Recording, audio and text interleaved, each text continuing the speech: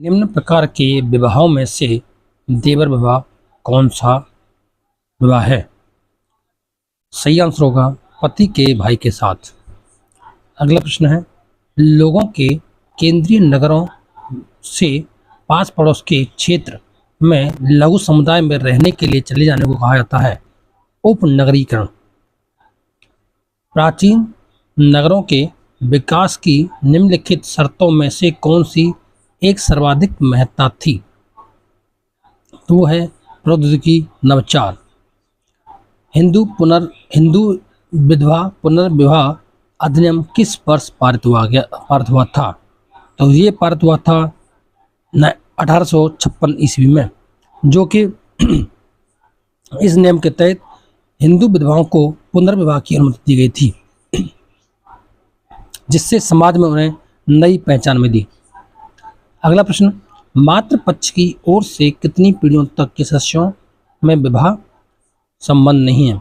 मातृ पक्ष की तरफ से 5 पीढ़ी और पिता पक्ष की तरफ से 7 पीढ़ी के बीच में विवाह नहीं होते, ये निषेध माने जाते हैं।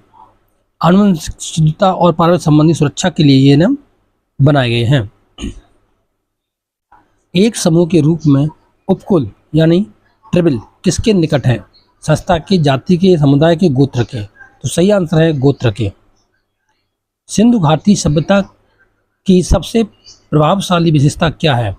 तो उसका सबसे प्रभावशाली विशेषता है सिविल इंजीनियरिंग। निम्न में से क्या प्रदत्त परिस्थिति पर आधारित नहीं है?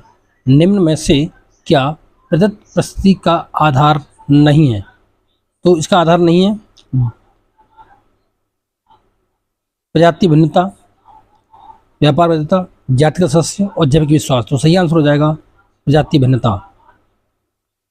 अगला प्रश्न, निम्नलिखित में से कौन समाज को संतुलित अवस्था के रूप में देखता है?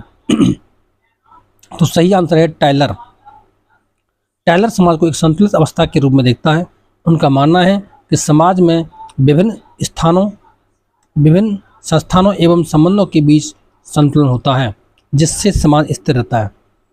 अगला प्रश्न है, समाजशास्त्र एवं सामाजिक विज्ञान एक ही है, यह कथन सत्य, असत्य, आंशिक सत्य?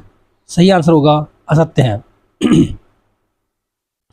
भ्राता संबंधी बहुपति विवाह पाए जाते हैं भील में, गोंड में, नायर में, कुलमियों में। तो सही आंसर हो जाएगा गोंड के अंदर। गोंड जनजाति में भ्राता संबंधी बहुपति प्रथा पाई जाती है। इस विवाह प्रथा